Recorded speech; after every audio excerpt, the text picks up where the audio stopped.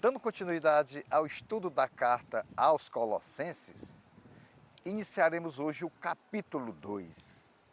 Antes de iniciarmos o estudo, aqueles que ainda não se inscreveram no canal, vá lá, se inscreva, é fácil. Se gostar, dê um like e toque no sino das notificações para você receber novos vídeos, ok?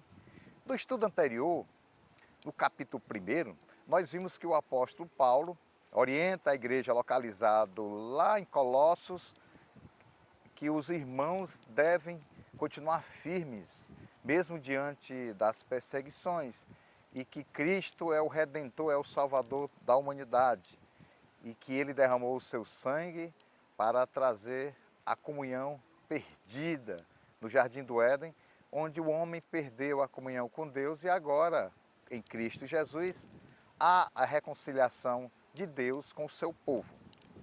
Aqui no capítulo 2, a gente vai ver que o apóstolo Paulo continua orientando a igreja de Colossos e também aos irmãos que estão localizados na cidade de Laodiceia, que Cristo é a plenitude de todas as coisas. Ele é o primogênito, Ele é o Salvador.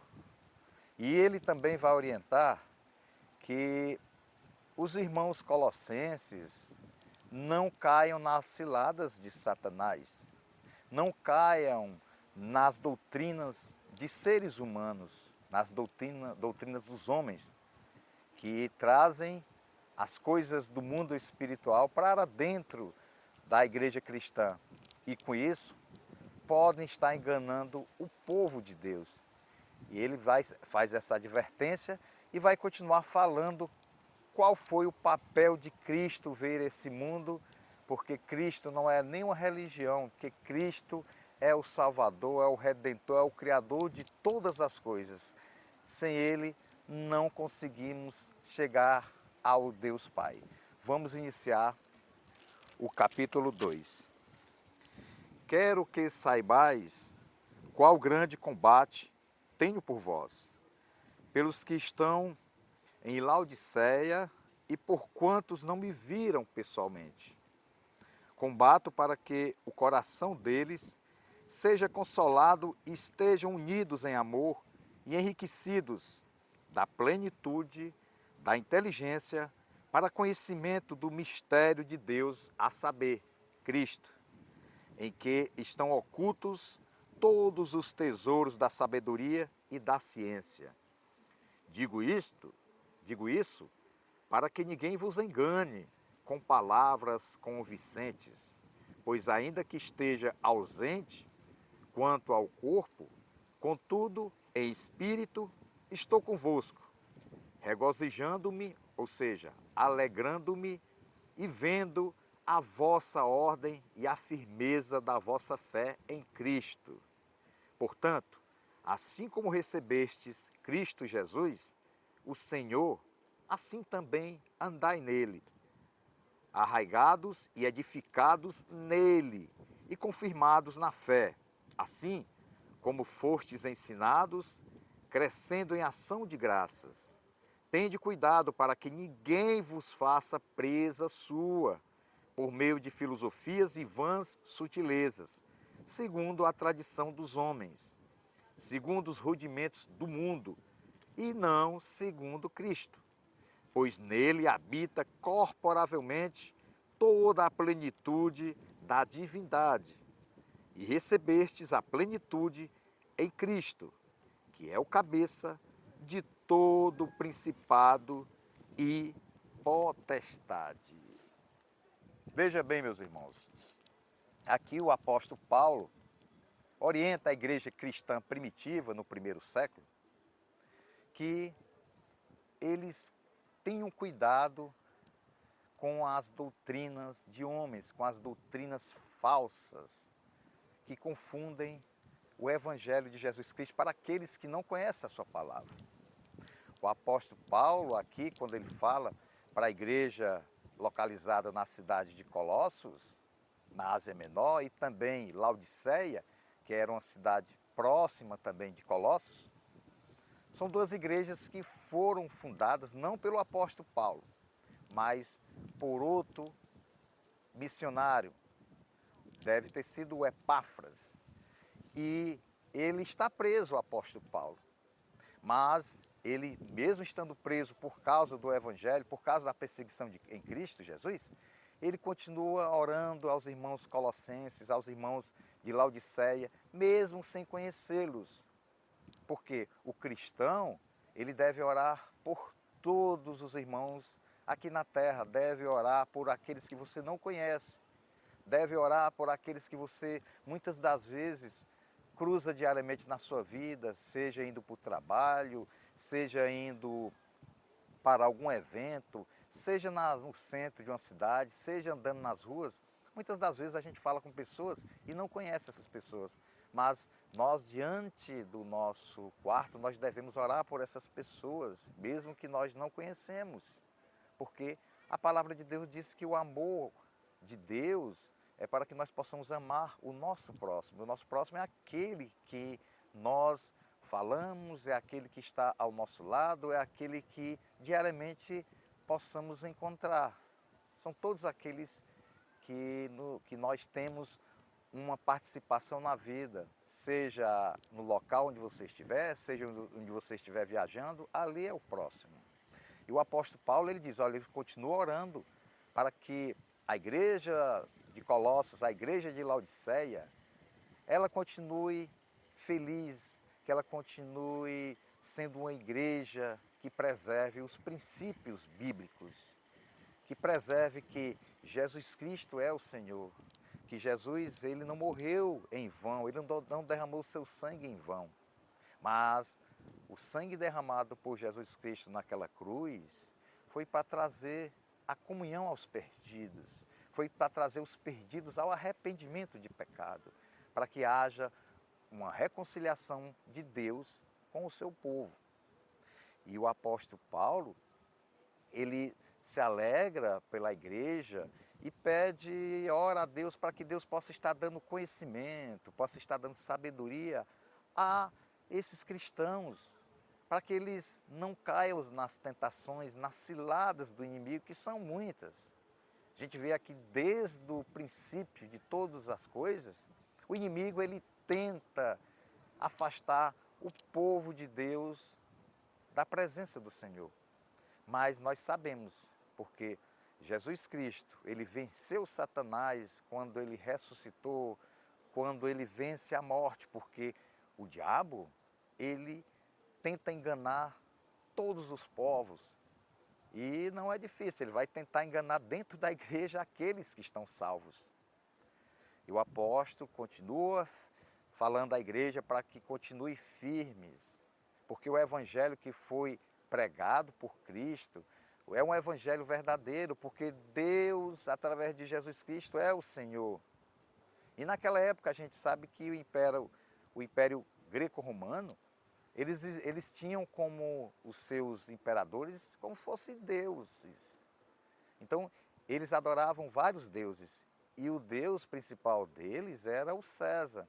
E aqueles que não baixassem a cabeça para César, aqueles que confessavam apenas o Senhor Jesus Cristo como Deus do universo, eles eram perseguidos, eles eram levados aos leões, eles eram queimados publicamente. E os cristãos daquela época, eles sempre perseveravam em Cristo Jesus, porque sabiam que a mensagem do Evangelho é verdadeira e que esse mundo jaz do maligno. E que eles sabiam que, sendo mortos em nome de Jesus Cristo, eles sabiam que passariam dessa vida para a glória. E nós continuamos vendo aqui na terra esses mesmos problemas e até voltando com mais força. Como? A gente vê nas mídias, a gente vê na própria igreja um evangelho meio fajuto, um evangelho que não pregue o Senhor Jesus como Salvador. As pessoas falam do amor, mas que amor? Que amor? É um amor do mundo, esse amor do mundo é um amor que não é de Cristo Jesus. O amor verdadeiro é o amor fraternal, é o amor que ama, é o amor que perdoa, é o amor que não se ira, é o amor que tem paciência. é um amor que tem domínio próprio, é o amor de mansidão. Esse amor é diferente do amor do mundo. O amor do mundo muitas das vezes estão ligados aos prazeres materiais, aos prazeres carnais. E esse não é o verdadeiro amor de Deus. Infelizmente, como naqueles dias, há 2000 anos atrás, quando o Evangelho foi pregado, quando Jesus veio a esse mundo, quando Deus encarnado se fez carne e habitou aqui na terra e trouxe a salvação e vida eterna através da fé em Jesus Cristo, o mundo jaz no maligno, como eu falei anteriormente, jamais iria aceitar que os seus pudessem serem ligados a Cristo agora. E hoje em dia, a gente está observando que a promiscuidade, a gente está observando que esse falso amor, essa doutrina de um amor que vale tudo, esse daí não é o amor fraternal, não é o amor de Deus. Por quê? O amor de Deus, ele quer santidade. Deus é santo, Deus é amor, Deus ele ama, mas Deus também é justo, Deus é justiça. Para que você possa adentrar, para que você possa ter essa comunhão com Deus, há a necessidade de arrependimento. Você tem que se mostrar perante Deus que você é uma pessoa degradável, uma pessoa que é cheia de pecados e que necessita da graça de Deus para ser salvo. Não vá por obras, porque se você for querer fazer alguma coisa para agradar a Deus, você vai estar errando e pecando e não vai ter essa santidade com Deus, essa presença maravilhosa com Deus, você não vai ter. Você só vai ter a presença com Deus através do arrependimento e confissão de pecados. E confessar que Jesus Cristo é o Senhor, que Ele entre na sua vida para que você possa ter vida eterna e possa ser fortalecido pelo poder do Espírito Santo que passa a habitar em você. Muitas pessoas naquela época estavam tentando levar doutrinas de homens, heresias, dentro da igreja cristã primitiva. Mas o apóstolo Paulo continuava firme, dizendo, olha, não acreditem nesse tipo de doutrinas de homens, são doutrinas do diabo. Eu estou preso aqui, isso o apóstolo Paulo falando, mas eu estou na presença de vocês em espírito.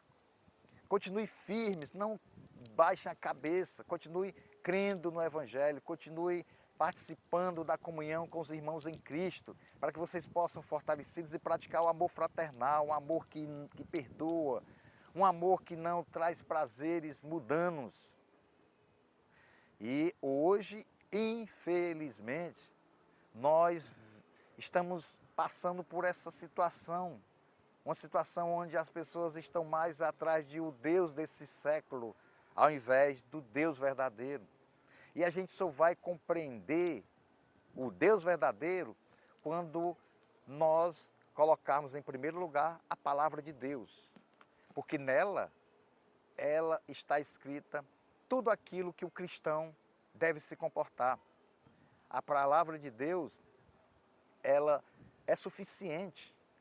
A palavra de Deus tem tudo aquilo que precisamos usar nas nossas vidas para que nós possamos viver o dia mau e o dia bom. Naquela época as doutrinas falsas chegavam, mas hoje em dia está cheio de doutrinas de homem, cheio de pessoas querendo agradar ao homem. As pessoas querem trazer o homem, mostrando para ele que ele é capaz de tudo, que a vida é assim, que os prazeres desse mundo é o que interessa. Infelizmente, muitos líderes religiosos estão trazendo isso, não estão mostrando o pecado. Se você não mostrar o pecado, se você não combater o pecado, mostrando para essas pessoas, para que elas possam sair da perdição e vir para Cristo, essas pessoas estão indo para o inferno. As pessoas não querem mais falar de inferno, mas todo mundo quer ir para o céu. As pessoas não querem falar de inferno porque acham que o inferno é aqui. Não, o inferno, Jesus é o que mais falou sobre o inferno. Jesus é aquele que diz, quem vem após mim não deverá passar por essas aflições do mundo que acontecerá após a consumação dos séculos.